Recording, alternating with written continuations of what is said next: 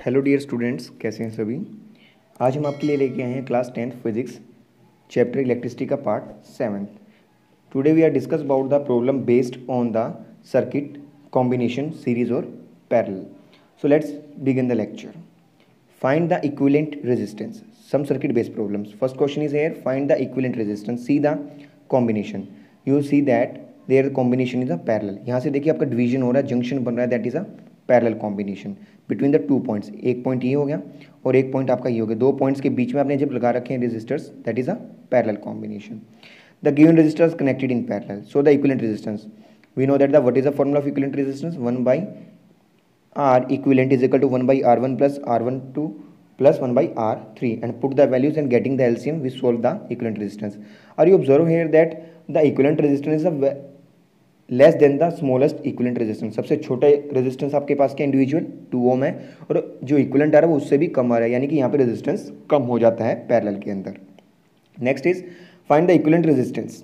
आपको circuit diagram दे रखा है ए और बी के बीच में। अब यहाँ देखिए आपके पास क्या हो रहा है, see the diagram carefully, find the equivalent resistance. अब यहाँ देखिए बच्चों क्या है, यहाँ से यहाँ जो कनेक्शन है ये क्या डायरेक्ट कनेक्शन है, बीच में कोई पॉइंट नहीं आ रहा है, तो ये दोनों आपस में क्या होंगे, सीरीज में होंगे।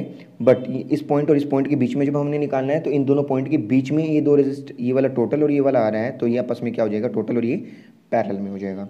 सो जब सेम होगा तो करंट क्या होगा, सेम पास होगा, और डिफरेंट होगा तो करंट क्या होगा, डिफरेंट। यहाँ देखिए एक चीज़ जो मैंने आपको एक और पॉइंट बताया था, जंक्शन वाला, यहाँ से आपका जंक्शन बन रहा है, ठीक है। ये पॉइंट कंप्लीट आगे यहाँ मिल रहा है और ये पॉइंट यहाँ मिल रहा है, इसका मतलब ये दोनों आपस में क्या होंगे, पैरेलल में। तो सबसे पहले हम किसको सोल्व करेंगे, इक्विवेलेंट सीरीज को सोल्व करेंगे। जब ऊपर वाले सिस्टम को सोल्व करेंगे, ए से बी में ऐसे कर्व में जा रहे थे, तो इक्विवेलेंट रेजिस्टेंस क्या आएगा, R1 प्लस R2 को ऐड कर देंगे, 6 + 3 we getting the 9 ohm equivalent. अब हमारे पास जो ऊपर वाला था वो कंबाइन होकर 9 ओम हो गया और नीचे वाला क्या 2 ओम है, तो इसमें से I2 पास हो रहा था, ऊपर में से I1 पास हो रहा है। सो अब इसका क्या करेंगे, पैरेलल का रूल लगाएंगे और इसे सोल्व कर देंगे। हमारे पास बड़ा ही अच्छा फॉर्मूला है, R1 R2 upon R1 plus R2 से हम इसे सोल्व कर देंगे, तो we getting the 1.63 ohm equivalent resistance of the circuit. So बच्चों आई होप आपको समझ आया होगा, ट्राई कीजिए इसे। Now the net resistance between A and B is 1.63 ohm. Next problem is find the equivalent resistance between A and B.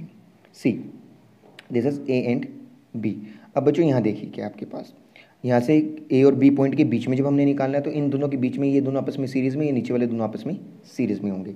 जब ये दोनों सीरीज़ में यहाँ से सेम करंट पास होगा, नीचे वाले सीरीज़ में तो सेम करंट पास होगा। उसी तरीके से पहले अपन इन दोनों ऊपर वालों को सीरीज़ के कॉम्बिनेशन से सोल्व कर लेंगे और नीचे वालों दोनों को सीरीज के कॉम्बिनेशन, फिर दोनों आपस में पैरेलल में आ जाएंगे। See how it is solved, we find the equivalent resistance between A and B. I1 current flowing through the in the same in series, R1 plus R2 जिनमें से I1 पास हो रहा है उनमें से अपन ऐड कर दिया। Then in a similar way the current flowing through R in R2 जिनमें से I2 पास हो रहा है वो भी सीरीज में, उनको अपन ने कंबाइन कर दिया। ऊपर वाला भी 3 ओम, नीचे वाला भी 3 ओम, तो हमारे पास 3 ओम के ओवरऑल 3 रेजिस्टर्स दिखाई दे रहे हैं हमें, ठीक है। तो हमें I1, अब अपने पास यहाँ 2 ओम और 1 ओम दिखाई देने की वजह कंबाइन क्या दिखाई दे रहा होगा, 3 ओम। नीचे भी 2 ओम और 1 ओम दिखाई देने की वजह कंबाइन क्या दिखाई दे रहा होगा, 3 ओम दिखाई दे रहा होगा। अब हमारे पास तीनों क्या हो गए, पैरेलल में हो गए नेट। सो इक्विवेलेंट रेजिस्टेंस जाएगा 1/3 1/3 1/3 from the formula of equivalence of parallel. Net resistance आ जाएगा हमारे पास 1 ohm. Next problem, find the equivalent resistance between A and B. अब देखिए बच्चों, हमने ए और बी के बीच में इक्विवेलेंट रेजिस्टेंस निकालना है, तो आपको जो मेन बात ध्यान रखनी है वो आपको पॉइंट्स की बात याद रखनी है कि किसके बीच में आप निकाल रहे हो। अब इस सर्किट को बच्चों ध्यान से देखना क्या हो रहा है। यहाँ आपके पास करंट है, तो यहाँ से देखिए इस पॉइंट से आपका करंट I स्टार्ट हुआ, तो यहाँ से जंक्शन डिवाइड हुआ तो I2 करंट, फिर I1 करंट यहाँ से जा रहा है, फिर I1 आगे फिर से डिवाइड हो गया, ठीक है, I3 और I4 में। अब ये 3 देखो कहीं डिवाइड नहीं हो रहा है, तो ये इसमें I3 ही चला, ठीक है। और करंट कभी 2 डायरेक्शन में नहीं हो सकता, तो यहाँ से I4 और I3 फिर कंबाइन होकर क्या बन जाएंगे, इसमें कन्वर्ट हो जाएंगे, ठीक है, I2 में कन्वर्ट हो जाएंगे। तो सबसे पहले आप क्या करेंगे, इस वाले सिस्टम को सोल्व करने वाले हैं। ये वाला सारा क्या दिखाई दे रहा है, सीरीज़ में, ठीक है। इसको सोल्व करते हैं फर्स्ट पार्ट में। जब ये सोल्व हो जाएगा तो उसके साथ में फिर आगे सोल्व करेंगे। See first part, first current flowing through the resistors is I3 in the same in series, then R1 plus R2 plus R3 2 + 2 + 2। हमारे पास यहाँ से क्या आ गया, उन तीनों को सोल्व करने से 6 ओम आ गया। अब ऊपर वाला 2 ओम और 6 ओम आपस में क्या हो जाएंगे, पैरेलल में। तो पहले अपन क्या करेंगे, इन दोनों को पैरेलल में सोल्व कर लेते हैं, ठीक है। अब 2 ओम और 6 ओम आपस में क्या पैरेलल में, तो हमारे पास इक्विवेलेंट रेजिस्टेंस यहाँ से क्या आ जाएगा, दोनों का 1.5 ओम। अब हमें ये दोनों इंडिविजुअल दिखाई देने की वजह क्या दिखाई देगा, ये दोनों इंडिविजुअल दिखाई देने की बजाय हमें दिखाई देगा ये 1 ओम वाला, ठीक है, 1.5 ओम दिखाई देगा। अब आपस में ये देखो बच्चों क्या है, यहाँ देखिए ध्यान से, अभी आपस में आपको क्या दिखाई दे रहे हैं, तीनों सीरीज़ में दिखाई दे रहे हैं, बिकॉज करंट सेम पास होगा तो सीरीज़ में, फिर आप ऐसे फिर से सीरीज़ में सोल्व करेंगे। जब सीरीज़ में सोल्व करेंगे तो हमारे पास आ जाएगा 5.5 ओम, 2 + 1.5 + 2, 5.5 ओम। अब वो 2 ओम और ये आपस में क्या है, पैरेलल में, इसे फिर पैरेलल से सोल्व करेंगे तो हमारे पास अब क्या आ जाएगा, कंबाइन होने के बाद में हमें 1.47 ओम दिखाई देगा। तीनों आपस में क्या है, ए और बी के बीच में सीरीज़ में। सो आगे जाके इसी तरह से आसानी से ये सोल्व हो जाएगा। And we get the equivalent resistance of the A and B is for 5.47 ohm. ठीक है बच्चों, समझ आया होगा। और next type of problem is potential method to find the equivalent resistance. जब हमें कुछ कॉम्प्लेक्स सर्किट डायग्राम दे दिया जाए तो हम उसे कैसे पोटेंशियल मेथड से सोल्व करेंगे, इसके लिए एक बड़ा ही आसान मेथड हम डेवलप करते हैं। This is known as potential method to find the equivalent resistance between A and B. बच्चों इसमें देखो क्या है, हम जो एक पॉइंट है उसे हायर पोटेंशियल दे देंगे, जो लोअर पॉइंट है उसे zero potential in lower potential दे देंगे। सो अब मैंने यहाँ पे ए पॉइंट को वी दिया हायर पोटेंशियल, बी पॉइंट को दिया जीरो पोटेंशियल। जो पॉइंट बी से डायरेक्टली कनेक्ट होंगे उन्हें बी का पोटेंशियल मिलेगा, और जो पॉइंट ए से डायरेक्टली कनेक्ट होंगे उन्हें ए का पॉइंट मिलने वाला है। देखिए ये ए से डायरेक्टली कनेक्ट है वी, ये भी ए से डायरेक्टली कनेक्ट है वी, ये वायर भी बी से कनेक्ट है तो जीरो और जीरो। सो जिससे देखिए दो पॉइंट के बीच में दो डिफरेंट पोटेंशियल होंगे तो वो आपस में जुड़े होंगे। देखिए कैसे, अब यहाँ से ए से ये जुड़ा हुआ वी, तो आर आपका रेजिस्टेंस ये आर वाला, ठीक है, this is R, this is also R, this is also R, तीनों आर आर आर है हमारे पास। ठीक है, क्या है, आर और आर है, ये भी आर है, ये भी आर है और ये भी आर है, तो तीनों आर आर रेजिस्टेंस थे। तो हमारे पास देखिए बच्चों ए से जुड़ा हो, तो अपन ने पोटेंशियल जिसे ड्रॉप किया तो यहाँ से ए से कनेक्ट होने वाला, ये ए से भी जुड़ा हुआ है, ठीक है, और ये जीरो से जुड़ा हुआ है, यानी ये दो पॉइंट के बीच में आ गया। फिर ये दो पॉइंट के बीच में आ गया, थर्ड वाला भी आपका दो पॉइंट के बीच में। जब दो पॉइंट के बीच में आ जाते हैं कोई भी तो आपस में क्या होते हैं, पैरेलल में होते हैं। ठीक है, इसी तरह से आप इस सर्किट प्रॉब्लम को सोल्व करें, उसके बाद में हमें फॉर्मूला से इक्विवेलेंट रेजिस्टेंस निकालना आसान है। सीधा नेक्स्ट वन प्रॉब्लम। अब यहाँ बच्चों आपको दिखाई दे रहा है, देखिए अपन निकालना है ए और बी के बीच में निकालना है, ये हमारा ए पॉइंट है, ये हमारा बी पॉइंट है। तो इसी तरह से आप क्या करें, पोटेंशियल मेथड को अप्लाई करेंगे। सर्किट कॉम्प्लेक्स है, समझ नहीं आ रहा है, so applying the potential method, that is the potential at A is V और potential at B is zero. अब देखिए बच्चों क्या है, ए से जो डायरेक्ट जुड़ने वाला पॉइंट है, एक तो ये हो गया, इसका पॉइंट वी हो गया। अब ए से यहाँ से डायरेक्ट क्या जुड़ा, इन दोनों के बीच में कोई पॉइंट नहीं है, ये ऊपर से क्रॉस ब्रिज जा रहा है। अब यहाँ से ए से डायरेक्ट जुड़ने वाला पॉइंट ये हो गया, इसका वी हो गया, ये बी से डायरेक्ट जुड़ने वाला पॉइंट जीरो हो गया, तो हमारे पास अपन लगा दिए। अब ये दोनों आपस में सीरीज़ हैं, ये दोनों आपस में सीरीज़ हैं, ये दोनों भी आपस में सीरीज़। देखिए सीरीज़ में कौन कौन से हैं, ये सीरीज़ में है, ये सीरीज़ में है, ये वाले सीरीज़ में और ये वाले भी सीरीज़ में। सो आप इसका इक्विवेलेंट रेजिस्टेंस का डायग्राम बनाते हैं। देखिए अब ये दोनों वी और जीरो के बीच में आ गए, ये दो वी और जीरो के बीच में आ गए, ये दोनों वी और जीरो के बीच में आ गए। सो हमारे पास इतने कितने हो गए, 4 सर्किट हो गए। उसके बारे में निकालना बड़ा आसानी से आता है। सबसे पहले मिडल वालों को सीरीज़ में निकाल लेंगे, सीरीज़ में निकालने के बाद में उनका इक्विवेलेंट रेजिस्टेंस निकाल देंगे। नेक्स्ट टाइप देखिए बेटा, a piece of wire of the resistance R cut into 5 equal parts. अब हमारे पास एक पीस ऑफ वायर है, उसे मैंने 5 इक्वल पार्ट्स में कट किया। These parts are then connected to parallel, उनको फिर पैरेलल में कनेक्ट कर दिया गया। If the equivalent resistance of the combination is R dash, equivalent resistance जो कॉम्बिनेशन का है वो आर डैश आ रहा है, then the find the ratio of original resistance R and equivalent resistance R dash. उन दोनों का रेजिस्टेंस का अपन ने रेशियो निकालना है। तो इसमें देखिए दो ऑप्शन मैंने क्लिक किए, दो ऑप्शन क्यों क्लिक किए, मैंने एक आर अपॉन आर डैश का रेशियो निकाला, एक मैंने निकाला आर डैश अपॉन आर का रेशियो निकाला है। सो फर्स्ट देखिए, if the wire is connected in cut into 5 equal parts then the resistance of each part. देखिए पहले उसका नेट रेजिस्टेंस आर था, तो क्या होगा, R/5 हो जाएगा, हर एक पार्ट का क्या हो जाएगा, 5वां हिस्सा आ जाएगा।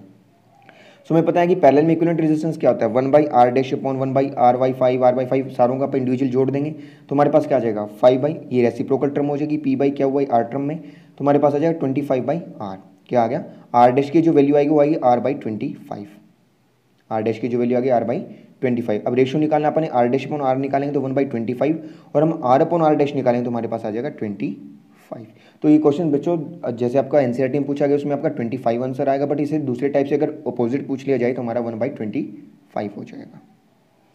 Next question, show how would you connect the 3 resistors each of the resistance 6 ohms so that the combination has a resistance of 9 ohm and 4 ohm। अब इस टाइप का क्वेश्चन भी आपके पास आता है basis on the circuit problems. भी आपके पास 3 resistors हैं, उनको आपने कनेक्ट करना है, इस तरीके से कनेक्ट करना है कि आपका इक्विवेलेंट रेजिस्टेंस एक तो आपके पास 9 ohm आए और एक 4 ohm आए। देखो बेटे हमारे पास प्रोबेबिलिटी क्या है 3 रेजिस्टर कनेक्ट करने की, या तो जब हमारे पास मिनिमम रेजिस्टेंस आएगा तो तीनों क्या होंगे, जब भी इंडिविजुअल रेजिस्टेंस से आपको इक्विवेलेंट रेजिस्टेंस छोटा दिया हो, दो रेजिस्टेंस, जितने रेजिस्टेंस आपको प्रोवाइड कर रखे हैं उनसे आपका इक्विवेलेंट रेजिस्टेंस कम आ रहा हो, तब आपका तीनों पैरेलल में होंगे। ठीक है, जैसे कि आपको यहाँ दिखाई दे रहा है 4 ओम, तो आपके पास 6 होंगे तो रेजिस्टेंस है, और नेट रेजिस्टेंस कितना आ रहा है सेकंड पार्ट में 4 ओम आ रहा है, इसका मतलब तीनों क्या होंगे उस केस में पैरेलल में होंगे। फिर सिचुएशन हमारे पास क्या है, जब हमारे पास मैक्सिमम रेजिस्टेंस आ रहा होगा, यानी कि इंडिविजुअल रेजिस्टेंस का तीनों को ऐड करने पर मैक्सिमम रेजिस्टेंस आपको दिखाई दे रहा होगा, तो तीनों क्या हो सकते हैं, सीरीज में हो सकते हैं, तो हमारे पास मैक्सिमम रेजिस्टेंस आता है। तो यहाँ पे हमारे पास ऐसा नहीं है कि हर एक 6 ओम का रेजिस्टर है और हमारे पास इक्विवेलेंट दे रखा है 9 ओम, तो इसका मतलब तीनों सीरीज में तो नहीं हो सकते, ये वाली प्रोबेबिलिटी फैक्टर तो चला गया। फिर हमारे पास दो प्रोबेबिलिटी फैक्टर और बचते हैं, दो को पैरेलल में एक को सीरीज में, या तो दो को पैरेलल में एक को सीरीज में कनेक्ट करें, पहले दो का पैरेलल का निकालने के बाद दोनों को फिर सीरीज में कनेक्ट कर दें। ठीक है, या हमारे पास एक और तरकीब है कि दो को सीरीज में कनेक्ट किया जाए और एक को, दो सीरीज में आने के बाद में एक को पैरेलल में कनेक्ट किया जाए, तो हमारे पास ये दो प्रोबेबिलिटी बचती है, इन दोनों प्रोबेबिलिटी के बेसिस पे हम उसे सोल्व करते हैं। So get the 9 ohm as a equivalent resistance, we connect the resistance 6 ohm in parallel in series. देखो पहले दो को हमने पैरेलल में कनेक्ट किया, दो पैरेलल से हमारे पास आया 3 ओम, फिर हमने दोनों को सीरीज में कनेक्ट कर दिया, जो इक्विवेलेंट आया 3 ओम, यहाँ से इन दोनों से उन दोनों को हमने क्या कनेक्ट कर दिया, ऊपर वाले से जो आया उसको हमने कर दिया वापस में सीरीज में, देन वी गेट द 9 ओम। तो इसी चीज़ से हमें प्रोबेबिलिटी फैक्टर से थोड़ा आइडिया लगाना पड़ेगा। To get the 4 ohm as a equivalent resistance, then we connect the resistance on series in 1 in parallel और 2। अब इसमें देखिए मैंने आपको दूसरी प्रोबेबिलिटी बताई थी, देखो क्या है हमारे पास, दो को हम पैरेलल में कनेक्ट करें, सीरीज में कनेक्ट करेंगे, एक को हम पैरेलल में कनेक्ट करेंगे, तो हमारे पास जो इक्विवेलेंट रेजिस्टेंस आएगा वो क्या आएगा, 4 ओम का आ जाएगा। ठीक है, तो इसी तरह से हम चेक करने वाले हैं। नेक्स्ट टाइप की प्रॉब्लम आती है, find the current in each of resistors. अब हमने करंट निकालना बच्चों, हमारे पास पोटेंशियल की वैल्यू गिवन होगी तो हमने निकालना है करंट। तो R1 हमारे पास क्या है 6 ओम है, R2 है 4 ओम और पोटेंशियल दे रखा है 24 ओम, ये हमारे पास सारी चीज़ें गिवन है। These resistors are connected in parallel, then current is divided into I1 and I2।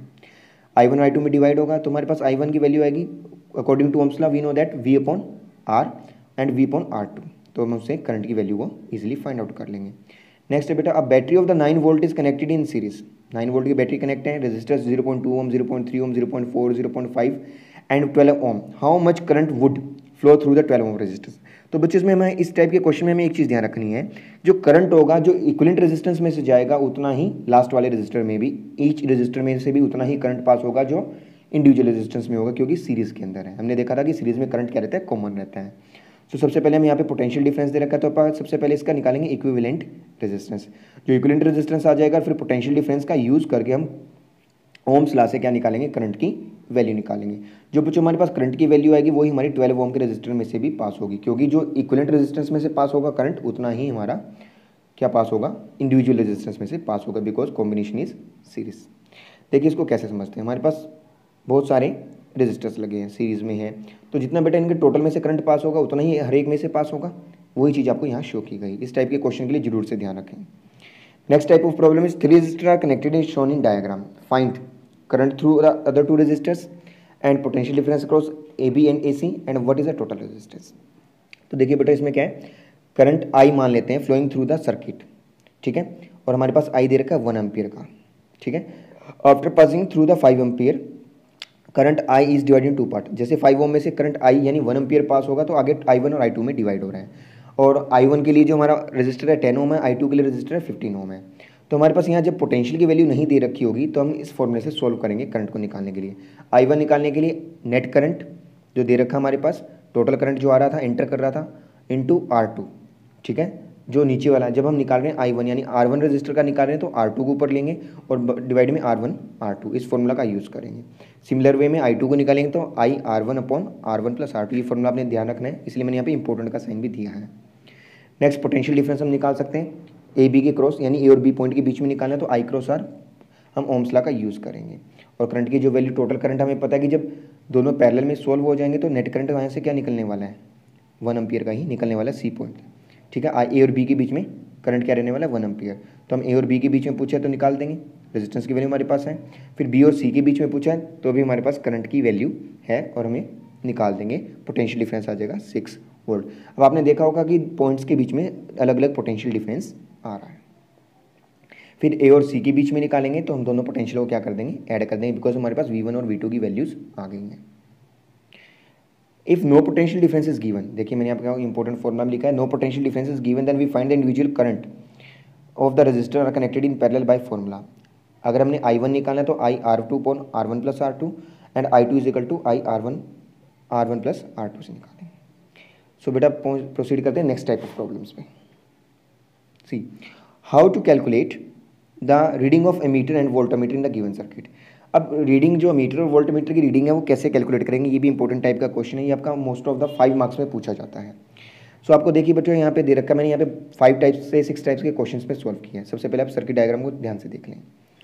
यहाँ पे हमने पास मीटर A2 लगा हुआ है, मीटर A1 लगा हुआ है, 6 ओम के रजिस्टर, 3 ओम का रजिस्टर लगा हुआ है, 2 ओम का रजिस्टर लगा हुआ है, 4 ओम का रजिस्टर, 1 ओम का रजिस्टर, ये सारी चीज़ें लगी हुई हैं। सो सी फाइंड क्या करना है, equivalent resistance through the total circuit. Total circuit में इक्विवेलेंट रेजिस्टेंस निकालना है। फिर एमीटर A2 की रीडिंग बतानी है, potential drop in 4 ohm and 6 ohm and reading of A1 ammeter, terminal voltage, potential difference between circuit and potential drop across the cell, reading of voltmeter. तो सबसे पहले करते हैं first part, equivalent resistance of circuit.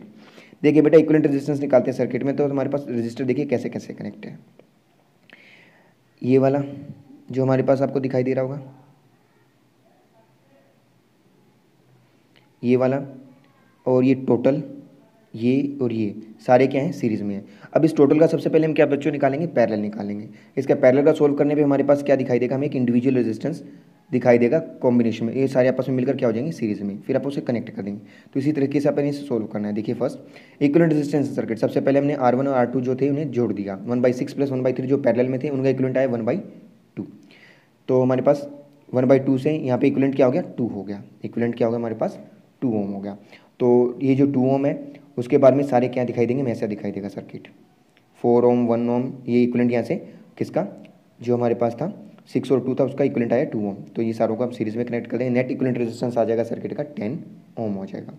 फिर metre A2 की reading find out करने के लिए कहा, बेटा देखो जितना करंट वहाँ से निकलेगा टर्मिनल से उतना ही सीरीज में से पास होगा, तो उतनी ही वैल्यू किसकी हो जाएगी, A2 की। तो पोटेंशियल डिफरेंस में दे रखा है बैटरी का 30 वोल्ट, और टोटल रेजिस्टेंस आपने निकाला सर्किट का कितना, मैंने बताया था कि सर्किट में से जितना टोटल करंट पास हो रहा है उतना ही करंट इंडिविजुअल रजिस्टर में से पास होता है सीरीज में। सो टोटल रजिस्टर हमारे पास 10 ओम आया, तो करंट की वैल्यू हम निकाल लेंगे according to ohms La, V/R से निकाल लेंगे। हमारे पास आ जाएगा 3 एम्पियर का करंट फ्रॉम A2 की रीडिंग आ गई 3 ampere. C part, now we find the potential drop in 4 ohm and 6 ohm. अब हमारे पास 4 ओम और 6 ओम में से पोटेंशियल ड्रॉप निकालना है। अब देखिए 6 ओम में से कितना पोटेंशियल जाएगा। अब हमें पता है कि 2 पॉइंट्स के बीच में पोटेंशियल क्या होता है, सेम होता है। ठीक है, तो हमारे पास करंट की वैल्यू हमारे पास आ गई थी 3 एम्पियर। ठीक है, तो हम यहाँ से निकाल सकते हैं, इसका इक्विवेलेंट रेजिस्टेंस हमारे पास था 2 ओम, तो यहाँ से हम निकालेंगे पोटेंशियल ड्रॉप। ठीक है, 3 × 6 अकॉर्डिंग टू ओम्स लॉ का यूज़ करके। हमें पता था इसका इंडिविजुअल रेजिस्टेंस आया था 2 ohm. 6 ohm and 3 ohm in same in each. Now we find the reading of meter A1। ठीक है, इसने बोला था हाँ 4 ओम एंड 6 ओम, तो 4 ओम और 6 ओम के बीच में निकालना था। देखिए 4 ओम हमारा कहाँ जा रहा है, ये 4 ओम का है, तो इसका अपन रेजिस्टेंस निकालना है। तो हमारे पास 4 ओम दे रखा है, तो करंट की वैल्यू हमारे पास है, तो इसका अलग से निकाल लेंगे। ठीक है, यहाँ हमने निकाल लिया 6 ओम का, 2 ओम वाले का इसका निकाला, जो 6 ओम का रजिस्टर था इसमें से निकाला, तो पोटेंशियल हमारा 6 वोल्ट आया। और 4 ओम के लिए निकालेंगे तो हमारे पास दे रखा है 4 ओम का रजिस्टर दे रखा है, और करंट से मल्टीप्लाई कर देंगे, वहाँ पे 12 वोल्ट आ जाएगा। ठीक है, यहाँ मैंने सोल्व नहीं किया रखा उसे, आ जाएगा 12 volt. Now we find the reading of meter A1। अब हम मीटर A1 की रीडिंग फाइंड आउट करना चाहते हैं, जो हमारा A1 लगा हुआ है। तो एमीटर के लिए जो रीडिंग होगी वो कैसे आएगी, हमारे पास करंट की वैल्यू टोटल 3 एम्पियर आ रहा था, और 3 एम्पियर क्या हो रहा है, डिवाइड हो रहा है। सो आई की वैल्यू 3 एम्पियर थी जो एंटर कर रहा है, पोटेंशियल था 6 volt from Ohm's law. I1 क्या हो जाएगा, V/R1, V/R1। V हमारा क्या है 6 वोल्ट जो भी हम निकाल के आए हैं, और R1 हमारा 1 एम्पियर करंट पास होगा। सो नीचे वाले में से कितना पास हो जाएगा, 2 ampere. Now we find the terminal voltage और potential difference across the external circuit. अब यहाँ से हमारे टर्मिनल वोल्टेज निकालनी है। सो हमारा बच्चों टर्मिनल वोल्टेज का जो फॉर्मूला रहने वाला है वो क्या है, V = E - IR। V = E - I, sorry V - IR। अभी V हमारी E हमारी रहने वाली टर्मिनल वोल्टेज, और I रहने वाला है करंट, और R रहने वाला है इंटरनल रेजिस्टेंस और सेल रेजिस्टेंस हम इसे कहते हैं। Here V is a terminal voltage, I is a current flowing through the circuit, R is a terminal resistance, E is a EMF of potential। अब V हमारा इसमें से आसानी से निकल जाएगा। देखिए हमारा जो EMF है यानी total potential drop across the circuit कितना था, 30 वोल्ट था। ठीक है, सेल से कितना निकल रहा है, 30 वोल्ट का निकल रहा है पोटेंशियल, और 30 वोल्ट का पोटेंशियल जब निकला उसमें से जो नेट करंट था कितना पास हो रहा है, 3 एम्पियर का करंट पास हो रहा है, और जो हमारा रजिस्टर आपने देखा होगा शुरुआत में सर्किट में देखा होगा, सेल का जो रेजिस्टेंस है वो कितना है 1 ओम है। तो सेल की रेजिस्टेंस की वजह से भी कुछ ना कुछ पोटेंशियल का नुकसान होगा, ठीक है। तो अब जो हम निकाल रहे हैं इसे देखिए दो तरीके से कहते हैं, या तो इन दो पॉइंट्स के बीच में हम निकाल रहे हैं, ठीक है, उसमें सेल वाले को एक्सक्लूड कर देंगे। तो आप सारे को पोटेंशियल जोड़ोगे तो सारों का पोटेंशियल आपका सेम बनेगा, इंडिविजुअल पोटेंशियल को कनेक्ट करोगे तो भी आपका सेम आएगा, और टर्मिनल वोल्टेज से निकालोगे तो भी आपका क्या आएगा, सेम। तो हमारे लास्ट वाले पार्ट्स में अपन ये सोल्व किया हुआ है, ठीक है। देखिए क्या किया हमने, वी टर्मिनल वोल्टेज हमने निकाल दिया, यहाँ से 27 वोल्ट आ गया। और इसी तरह से इंटरनल रेजिस्टेंस क्या होता है, small resistance attach with the cell is known as internal resistance. अब एफ पार्ट में निकाला हमने, potential difference cross cell with 27 volt. क्यों हुआ 27 वोल्ट, क्योंकि सारा अगर हम इंडिविजुअल पोटेंशियल को कनेक्ट करते तो भी हमारा क्या था 27 वोल्ट ही आएगा। रीडिंग ऑफ वोल्टमीटर, अब देखिए जो हमारा 4 ओम रेजिस्टेंस की वोल्टमीटर की रीडिंग 12 वोल्ट आ जाएगी, क्योंकि हमारे पास उसका रेजिस्टेंस दे रखा है और करंट दे रखा है, तो हम उसकी वोल्टमीटर की रीडिंग निकाल सकते हैं, 12 वोल्ट आ जाएगी, ठीक है बच्चों। इसी के साथ हमारी जो सर्किट बेस प्रॉब्लम थी वो सारी खत्म होती है। तो आपको मैं ये बता देता हूँ कि पोटेंशियल अक्रॉस सेल जो एफ पार्ट है वो कैसे सोल्व हुआ।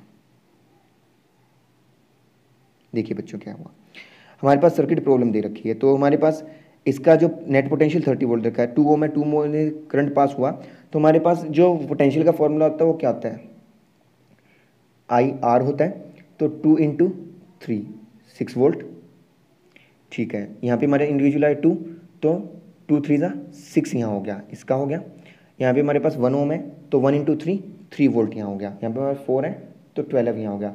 सारों को कनेक्ट करते हैं, 6 6 12 और 3 15 और 12 27। सो नेट हमारा पोटेंशियल कितना बन जाता है 27 वोल्ट बन जाता है। सो बच्चों इसका एक छोटा सा पार्ट हो रहता है इसी लेक्चर का, disadvantage of the circuit, series circuit of the domestic wiring and parallel. तो सबसे पहले इसे जल्दी से डिस्कस कर लेते हैं। Disadvantage, in the series circuit one appliance stops working due to the some defect then the all other appliance stop working.